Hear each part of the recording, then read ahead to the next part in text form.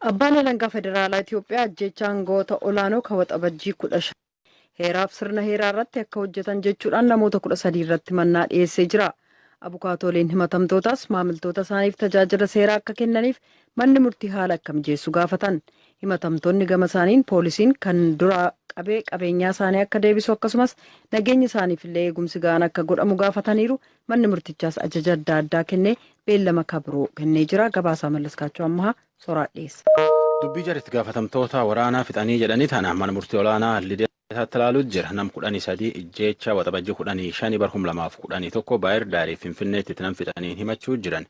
Jariin 13 kunin mootummaa gargalchuun himachuu jiran. Warri wal jaareetiin mootummaa gargalchuu fedhee itti qophaa'aa baay'ee jedhaniin mootummaa naannoo Amaaraatiif naannoo gara Finfinneelleetti mootummaa naannoo Amaaraa humnaan fudhachuuf wal ijaaranii namitti tolfatanii wal leenjisanii uummata dammaffataniitiin qooda hojiillee walii kennanii itti qophaa'aa baay'inidhaan. Akkanaan nam 17tti dhumate nama 20 madaa'e horii hedduutti ba'e jireenyi biyyaallee guddoo namirra yakkanii jedhaniin. Eebila bara 2011 jalqabanii hojii tan irratti wal jaaraniitiin hojii tana itti bobba'anii jedha abbaan alangaa addaa Itoophiyaa dubbitan mana murtiitti. Hojiin mootummaa gargalchuu ka bulchoota naannoo Amaaraati itti fixan tanaaf itti gaafatamaa damee nagaa naannoo Amaaraa kaadurii Asaamminoo Tsiggeetti itti gaafatamaa ta'ee hojjechaa ba'ee jedha abbaan alangaa addaa. Finfinneetti itti gaafatamaa waraana Itoophiyaa Jeneraal Saaree Mokonninii fi hariyaa isaa Major Jeneraal Gazzaayii Aberraa warrum kanatti hujum jar kanaatti Finfinnee ficcisiisee jedha.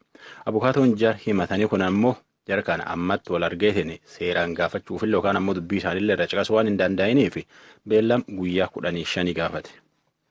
Paartiin biyya bulchu kan Itoophiyaa miseensota 4 of keessaa qabu keessaa 3 kaleessa paartii tokkicha ta'uun sagalee kennan. Paartiin haaraa hundeeffamu paartiin badhaadhinaa jedhu filannoo biyyoolessaa baatii caamsaa keessa geggeeffamuuf baatiin hangi tokko hafee innaa jirutti. Muummichi ministeeraa Abiy Ahmed ibsa kennaniin paartiin badhaadhinaa kun sirna federaalizimii dhugaa ka cimsu sabaaf sablammootaaf lammiiwwan Itoophiyaa maraaf beekannaa akka kennu jedhan. Addi bilisummaa uummata Tigraay ka duraan addawaayii dhuunfatee ture gamtaa kanatti akka hin hirmaanne beeksise. Miseensi gameessi adda bilisummaa uummata Tigraay obbo Geetaachoo Radaa adeemsi martinuu fakkeessaadha. Muummichi ministeerichaa ulaagaa sirrii ta'een hordofne dogoggoraaf faallaa diimokiraasiiti jechuun qeeqan. Maakseensi Meeloo ofiisaa gaazexeessaa akka tasaa jedhee of waama. Marsaan intarneetiin Taanzaaniyaa keessatti jalqabe kan Jamii Forums jedhamu ergama tokko qaba. Kunis dargaggootaaf sagalee ta'u walabummaan yaada ibsachuuf malaammaltummaatti duuluu irratti hojjeta. Haa ta'u malee dhiibbaan marsariitiin isaa qabuu fi deebiin aangawoota Taanzaaniyaa salphaa ture. Meeloon waggoota 3 darban keessa yeroo 137 mana murtiitti dhiyaateera. Yeroo 2 hidhame guyyaa 14 mana hidhaa keessa ture. Walabummaa ilaalchisee uggura guddaatu narra jira. Garuu walabummaan bu'uuraa kan akkasiif gatii nu baasnu qabnu kanumaa jedhee VOA'f ibseera. Torban kana Meeloon garee mirga gaazexeessotaaf falmu CPJ bira badhaasa walabummaa pireesii sadarkaa addunyaa argatee jira. Angawaa gameessi gumii nagaa eegumsa biyyoolessaa White House duraanii qorannaa aangoorraa kaafamuu pirezidaanti Doonaald Tiraamp irratti fuulleffate filannoo Yuunaayitid Isteetsi kan bara 2016 gidduu kaseene Raashaa utuu hin ta'in Yukireeni ka jedhu sirrii mitii jedhan.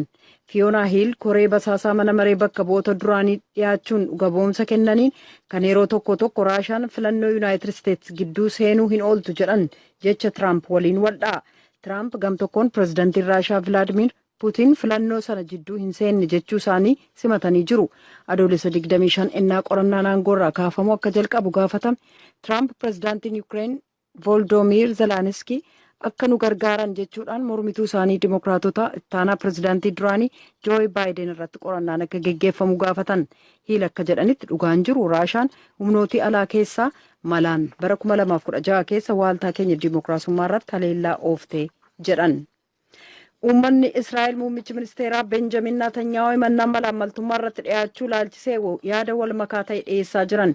Deeggartoonni isaanii himannaan sun kan uumamee odeeffame yoo jedhan mormitoonni isaanii immoo aangoo akka gadhiisan gaafatan. Netanyaahuun illee falmuuf dhaadataniiru garuu guyyaan himannaa sanaa booda hagam aangoorra akka turan waan beekamu hin jiru. Gabaasaa Zilaatkaa Hook Soraa dhiyeessa. Hujii irra hanuu hin bu'u seera malee himatani. Gumboo nyaata horii balleessee bitta iyyoo sun dharaan himachuu jiran. Warra Israa'elitti akka waliin jechuu jira. Muummee ministeera biyyi isaanii horii uummata balleessee jedhanii waan hedduun himachuu jiran. Abbaa alangaa addaa biyyi isaaniitti Netanyaahuun horii biyya balleessee jedheetiin televizyiinii irratti dubbate. Inni immoo jabeessee mormate. This evening, we are witnessing an attempted coup against the Prime Minister. Akkana jedhe muummee ministeera humnaan mootummaa irraa fudhachuuf kurfaa'uu jiraanii isaanii akka kurfaa'utti akka jiran saafa kan dhageenye. Dharaan himatan maqa balleessan dharumsuniin qorachuu jiranii jedhe. Netanyaahuun horii uummata nyaatee biyyi balleessee horii uummata balleessee jedhan kun waan hedduun himachuu jiran sun qofaa miti ragaa dhuffatee jedhaniitiin himachuu jiran siyaasaa biyyi teenna abbootii siyaasaa gara hin beennetti waan hedduun borcuu jira jedheetiin dubbate. Warri Netanyaahuu qarqaara immoo akkuma himachatan televezyiinii irratti dhaga'een namni akka mootii kaastel faati waan kana mormuu fi si waliin jirra qophatan ta'in jirtu walumaan itti seennaa jecha dubbachaa ba'an.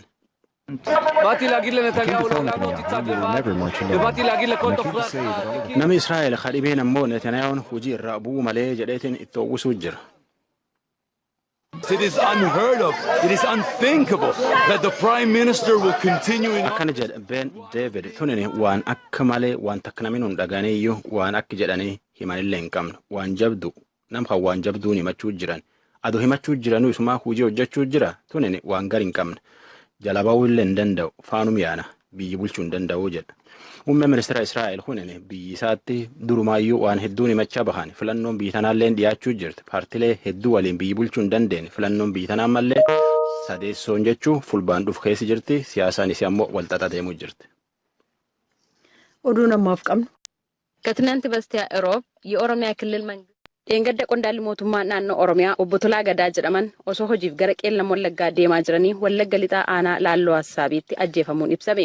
Bulchaan godina Wallaggaa Lixaa obbo Eeliyaas Uummataa raadiyoo sagalee Ameerikaatti akka himanitti ajjeechaan kun aanaa Laalloo Hassaabiitti bakka gaara Tooree jedhamutti ganama sa'a 5 irratti raawwatamee jiran. Gara qeellam Wallaggaa godina qeellam Wallaggaa deemaa turanii hojii kan deemaa turanii fi hojiidhuma misoomaa hojii nageenyaa Okansi Oromiyaa irraas gadi bu'ee Federaalaa irraas gadi bu'ee naannoo irraas gadi bu'ee amma godaatti hojii hojjetamaa jirutu jira. Hojii makanaa fi isaanis aarii turani godina keenya keessa darbameeti gara qeellam Wallaggaa kan deemamu. Motorachaa deemaa jiranii aanaa Laalloo Hassaabii ganda naannoo tabba Tooree jedhamu irratti dhukaasa itti banameen lubbuun isaanii achitti darbuu danda'eera. Obbo Tolaa Gadaa gorsaa abbaa taayitaa daandiiwwan Oromiyaa akka ta'anis obbo Eeliyaas ibsaniiru. Obbo Tolaan itti aanaa bulchaa godina qeellam Wallaggaa fi qaamolee kanneen biroo waliinis gara godinichaatti imala akka turan bulchaan godinichaa himanii jiru. Obbo Tolaa qowwaa isaanii sun ta'in itti aanaan bulchaa godina qeellam Wallaggaa wajjin turanii makiina adda addaa keessa turanii paatrooliin duubaanis duuba fuulduraanis immoo konkolaataan isaanii paatrool godhee karaa sana dabarsu wajjinumaan ture. Kana gidduutti waraana otomaatikii bitaa fi mirgaan daandii bitaaf mirgaan irratti banameen akka gabaasatti argannetti isaaniin rasaasni argate lubbuun isaanii darbuu danda'e jechuudha. Konkolaachisaan isaanii hoo? Konkolaachisaan isaanii jira. Inni ammaaf maa hin taane isaan qofaanuma isaanii konkolaachisaa dudduuba gabbinaa sun ta'in gara duubaa ta'anii turanii mastaawotii keessaan akka laalletti mastaawotii cabsee galee kiisuun kan isaanii argate jechuudha. Humni nageenyaas namoota imalaa turan waliin akka turan kan himan qaamonni dhukaasa gaggeessan yeroo sana waan miliqaniif waliin bu'anii turanii kan jedhan obbo Eeliyaas namoonni kaan fiiganii jalaa bahuu himanii rasaasa karaa fuullee konkolaataa galtee lubbuun obbo Tolaa darbuu dubbataniiru. Reenfi obbo Tolaas hospitaala Ayiraatti erga ergame booda gara maatii isaaniitti akka gaggeeffame obbo Eeliyaas dubbatanii jiru. Qaamni ajjeecha kana raawwate eenyu kan jiru ammatti waan adda bahee hin jiru qorinee kan ibsinu ta'as jedhan obbo Eeliyaas. Gama biraatiin ammoo godina Wallaggaatti dargaggoonni 4 kaleessa ajjeefamuu isaanii jiraataan godinichaa nageenya isaaf sodaate maqaan isaa akka hin ibsamne gaafate dargaggoota kana kan ajjeese raayyaa ittisa biyyaatii jedheera. Godina Wallagga Lixaa aanaa Qondaalaa ganda Kolli Jarbaa jedhamti. Kaleessa ganama sa'aatii 2:00 irratti waraanni mootummaa bobba'anii dhufanii ijoollee midhaan eegaa jiran. Ijoollee midhaan nagaama eegaa jiran tokkollee saba gurraacha kana maa'oodha achi keessatti rukutanii ajjeesanii daganaa godoo isaan keessa jiran kan ammoo irratti gubanii akkasumallee warreen biroo immoo bukkee isaa jiru beektaa ijoollee namni lama maqaa isaaniillee caqasuu nan danda'a. Mucaa inni tokko Siraajii Muusaa jedhama. Inni lammataallee Huseen Galaalchaa jedhama. Inni sadaffaallee Bashir Mahammad jedhama. Akkasuma inni arfaffaan jechuudha Mahammad Guutaa jedhama. Ganamaan dhufanii ijoollee kana ajjeesanii maatiin isaaniillee dhufanii hin awwaallanna yeroo jedhanitti immoo baay'ee dhukaasa irratti banuudhaan immoo reebicha cimaa nama 4 irraan immoo ga'anii jiru. Ajjecha kana irratti obbo Eeliyaas Uummataa bulchaan godina Wallagga Lixaa deebii kennaniiru. Isa kana odeeffannoo guutuun qabu gabaasa roga qabeen olaantummaa seeraa kabachiisuudhaaf naannoo sana sochiin diinaas wanta jiruuf humni nageenyaa yeroo adda addaatti sagantaa hin geggeessaa. Inni kun akka jirutti ta'ee garuu isa amma jettu irratti ragaa guutuu hin qabu. Walitti bu'iinsi adda addaa qaama kana wajjin qaama hidhatee bosona keessa socho'u wajjin walitti bu'iinsi adda addaa yeroo adda addaa hin geggeeffamu akkuma gabaasaa turre. Kanaaf isa kana immoo qulqulleeffannee deebi'ee itti himuu danda'a. Bakka obbo Tolaa irratti haleellaan raawwatame sanatti kanaan duras lubbuun namootaa hin galaafatamin iyyuu malee haleellaan wal fakkaataa raawwatamuusaa obbo Eeliyaas himaniiru. Ihaadegiif walitti makamuun paartiilee isa keessa jiranii ija seera biyyattiitiin akkamitti ilaalama? Yuunivarsiitii Finfinnee faakaltii seeraatti barsiisaa akka ta'an gargaaraa piroofeesaraa jeetuu iddoo isaa jaallanneen dubbistee jirti. Walitti makamuun paartiilee akkamitti danda'ama gaaffii jedhuuf deebii kennuun jalqabu. Paartiiwwan walitti makamuu kan danda'an seerri inni haaraa bahee adeemsa isaanii hordofuu qaban sirriitti kaaheera. Paartiiwwan walitti dabalamuuf fedhii isaanii ibsuu qofaa miti. Deeggartoonni isaanii gumiiwwan isaan of jalatti qabanii ajandaa waloo qabna jedhanii walitti baquuf yookaan immoo walitti dhufuuf fedhii qabaachuu qabuuf fedhii sanas dhaabbata biyyoolessaa filannoo beeksisuu akka qabanidha kan seerri kaa'u jechuudha. Kanaaf piroosijeriin inni duraa leegal personaalitii qabu. Akkuma kaampaanii tokkotti akka dhaabbata tokkotti leegal personaalitii isaanii sana dhiisanii paartii haaraa uumu waan ta'eef fedhii isaanii irratti free and full consentii paartiiwwanii sana irratti kan hundaa'udha jechuudha. Kun immoo qabatamaan fedhii qabna yookaan immoo yaada gaariidha jechuu qofaa osoo hin ta'in fedhii isaanii barreeffamaan waliigaluu isaanii gumii isaaniitiin mari'atanii fedhii isaanii ibsu akka qaban seerri ni kaa'a jechuudha. Seerri amma haaraadha inni akkas jedhu. Eeyyoo seerri inni amma haaraa bahee jaalallee wanti beekamuu qabu wantoota sadii kaa'atu harmoota sadii jiru. Adda kan jennu yookaan front kan jennu sama IPRDF'n adawaawiin ittiin beekamu. Kan biraa immoo coalition kan jennu coalition egaa mootummaan yeroo paarlaamaa galanii mo'atanii paartiin tokko mootummaa uumuu yeroo hin dandeenye sagalee biraa barbaadataanaan walitti dhufanii uumuu danda'u. Inni kan biraa merger jedha. Seera amma haaraa paartiiwwanii fi filannoo biyyoolessaa bulchuuf baheetiin sadan isaanii garagaratti adda bahanii qoodamaniiru. Kanaaf amma adda inni jennu isa IPRDF adawaawii jennu kanaan ifamuu danda'a. Addi kuni paartiiwwan garagaraa qofaatti identitii mataa isaanii qabaatanii walitti dhufanii kan isaan wal faana hojjetanii kaayyoo waloo qabnaa ajandaan siyaasaa ajandaan dinagdee ajandaan aadaa wanti kana fakkaatan wal fakkaataa kanaaf wal faana hojjennaa jedhanii alliyaansii yeroo uuman akka addaatti ilaallaa jechuudha. Koalishiinis isuma kana faana wal fakkaataa walitti baquu yookaan walitti makamuun kuni isaan duraarraa adda kan isa godhu merjeriin yookaan immoo walitti dabalamuun paartii dura qofaatti dandeettii namummaa yookaan immoo isa legal personality jennu kana dhiisanii paartii haaraatu uumama jechuudha. Kanaaf qofaa inni itti gaafatamummaa uummata isaaniif fudhatan hafee amma akka paartii haaraa sana jalatti walitti makamanii walitti baqanii tokko ta'anii maqaa distinctive identity qabatanii legal personality mataa isaanii qofaa qabaataniitu walitti baquu jechuudha.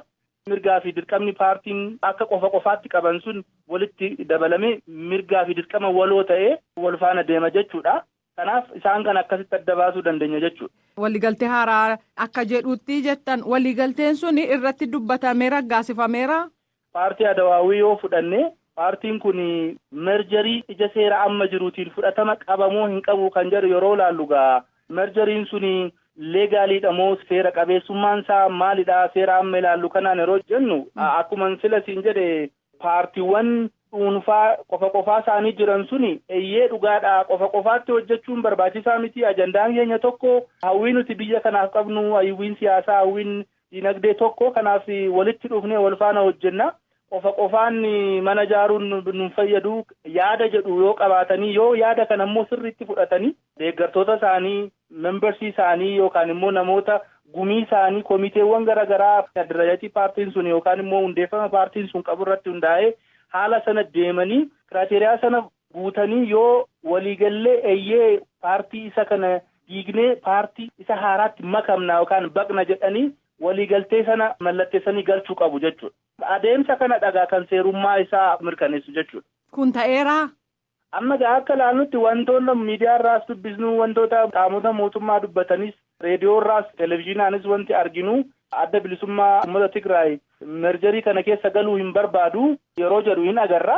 Paartiin naannoo Sumaalees akka agarrutti yaada proosiijarii kaasaa jiru dura mari'annaa dura uummata keenya mariifisnaa yaada jedhu kaasaa jiru. Kanaaf kun kan agarsiisu paartiiwwan Adawaawii arfan jiran fi sister paartii yookaan immoo affiliate paartii warri jedhu suni yaada baquu kanatti guutummaa guutuutti fedhii isaanii irratti hundaa'ee baquu barbaadumoo yookaan merjirii ta'uu barbaadumoo kan jedhu wanta gaaffii nama keessa galchisiisu qaba jechuudha. Kanaaf haala siyaasaa amma jiru irratti hundaa'ee egaa wanti hubannu inni kun asirraan lakki seera hin guunne jedha inni kaan immoo lakki seera guuteera jedha. Walumaa galatti garuu baratamni Adawaawii keessa jiru wantoota dubbifaman irraas baratama hojii irraas wantoota kan yeroo nuti ilaallu kan hubachuu dandeenyu dimokiraatik seentiraalizimii isaan hordofan keessatti wantoota raawwatan waliigalteedhaan ni baqnas ni bannas yoo jedhanii mirga dimokiraasii irratti majoritii vootuudhaan eksersaayisii godhu yaada kanammoo akka hubannutti gadda walgahii taa'anii walgahii sana irratti except paartii adda bilisa baasaa Tigraayin alaa paartiiwwan warri kaan baquuf yookaan merji ta'uuf walii galaniiru. Kanaaf majoritii vootiin sirna dimokiraasii ittiin ibsamuudha. Kanaaf haala sanaa yoo ilaalle majoritii vootiitiin murtaa'e yoo jenne majoritii ruuliitiin baqaniiru yaadni jedhu fudhatama qabaachuu ni danda'a jechuudha. Inni duraanii yeroo hawaasaa iddoo adda addaatti walga'iin godhatan jechuun kan muummicha ministeeraa isaan duraanii kan obbo Mallasis yeroo sana seera tureen deemaa ture. Amma garuu seerri haaraan qajeelfamni haaraan waan jiru fakkaata. Isa sana isa duriin jalqabanii isa ammaa isa haaraadhaan ituu mirkaniin argatiin deemuun rakkinan fidu. Seera haaraa bahe kun akkuma waliigalaatti paartiiwwan akka biyyaatti jiranidha. Seerri haaraan bulchuu tumaaleen seeraa haaraa bahanii paartiiwwan ittiin bulanii fi sirni adeemsa filannoo ittiin bulamu seera haaraadha. Garuu immoo akkaataa seera filannoo fi paartiiwwan bulchuutiin paartiiwwan kamiyyuu adda isaa ta'anii kan walitti baqanis haa ta'anii kan wal faana hojjechuuf walii mallatteessanis haa ta'anii akkaataa seera ittiin bulmaataa yookaan immoo internal party regulation baafachuu qabu. Haala sanaan egaa amma yeroo laallu wanti hubatamuu qabu tokko adeemsa Adawaawii keessatti paartiiwwan Adawaawii hanga EPP yookaan immoo prosperity party paartii badhaadhinaa jedhamee hanga hin galmoofnetti IPRDF akkuma jirutti Adawaawiin akkuma jirutti jira jechuudha. Kanaaf murtiiwwan bara Mallas Zeenaawiis ta'e bara muummicha ministeeraa Dr. Abiy Ahmedis ta'e adeemsi dimokiraasii murtiin isaan paartiiwwan Adawaawii sirna bulchiinsa paartii isaaniitiin bulchanii bara sanas haa ta'u bara ammas akkuma jirutti hojiirra oolaa jechuudha. Kanaaf seeronni adeemsi Adawaawii seera haaraa bahe kanatti of simsiisuu qaba malee wantoonni kanaan dura bara Mallasaas murtaa'aa turan ammas haaluma sanaan murtii argachaa deemuu danda'u. Kana keessatti egaa paartiiwwan walitti dhufanii addaan baquun wayyaa kanaaf garagara deemuun biyya keenyaaf hin barbaachisu yaada jedhu yoo qabaatanii ammas paartiimti duraan IPRDF Adawaawii jedhamu suni lakkii paartii Adawaawii jedhamu dhiisnee paartii kana wayyaa kanaan of beeksisna biraandii keenya yookaan immoo maqaa ittiin politikal wantii keenya jijjiirrannee leejisimeesii uummata biratti yookaan immoo fudhatamummaa uummata biratti ittiin argannu maqaa jijjiirranna yoo jedhan egaa sirnuma dimokiraasiitiin akkuma kanaan dura murteewwan jajjaboo murteessanii ammas paartiiwwan isaanii keessatti murteewwan harka caalmaatiin murteessuu ni danda'u jechuudha. Seerri tokko yeroo ba'u raggaati kan argatuu qabu eenyuun? Seera gara lamatti adda baasnee ilaaluu dandeessa. Fakkeenyaaf seeronni paartiiwwan baafatanii yookaan immoo internal ruuliin isaanii eenyutti galmaa'uu qaba. Seerri biyyoolessaa paartiiwwan bulchuuf bahee filannoo bulchuuf bahee hojimaata keessan ittiin bulchitanii seera mataa keessanii qabaachuu qabdu jedha.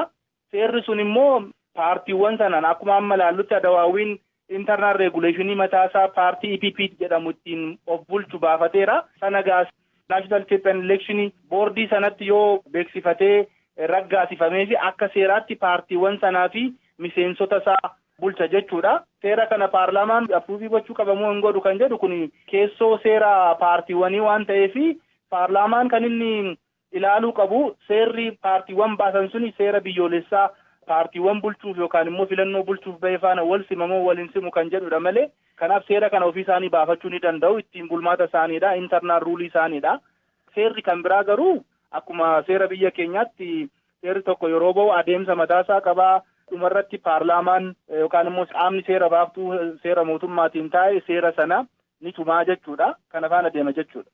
Kanaaf seerri paartii isaaniidhaaf baafatanii boordiin filannoo biyyoolessaa raggaasisuu qaba hojiirra ooluu isaa duraa jechuudha. Eeyyoo raggaasifamuu qaba jechuudha. Inni amma diraaftii yookaan immoo tumaan amma nuti marsariitii intarneetii irratti deemaa jiru kun kan nuti arginu diraaftii isaan egaa yaanni uummataa maalii uummatni maal jedhaa yookaan feedbaakii ittiin funaannachuuf marsariitii irra gadhiisan natti fakkaata. Garuu seerri kun faayinaalii ittiin bulmaata EPP ta'uusaa kan inni murtaa'u akkaataa labsii paartiiwwanii fi filannoo bulchuuf seera barana kana bahe sanatti raggaasifamuu qaba jechuudha. Maarree amma wixineen dhiyaate kun immoo karaa biraanitu raggaatiin argatiin hojiirra oolaa hin jiruure? Wixineen kun seera biyyoolessaa baheerraa kan waraabamedha. Maaliif seera haaraa baasuu hin danda'u qaama? Seera sana faana wal simuu qaba taanaan paartiiwwan seeruma biyyoolessaa irratti bahe sana akkaataa paartii keessoo isaaniif toluuf mijatuuf godhanii baafatu. Kanaaf yeroo baay'ee carraan inni seera paarlaamaan baase faana wal simuunsaa parsantii 90-99 kompaatabilii ta'uu waan qabuuf egaa wantoonni seera kana keessatti arginu seera biyyoolessaa kana faana wal fakkaatu.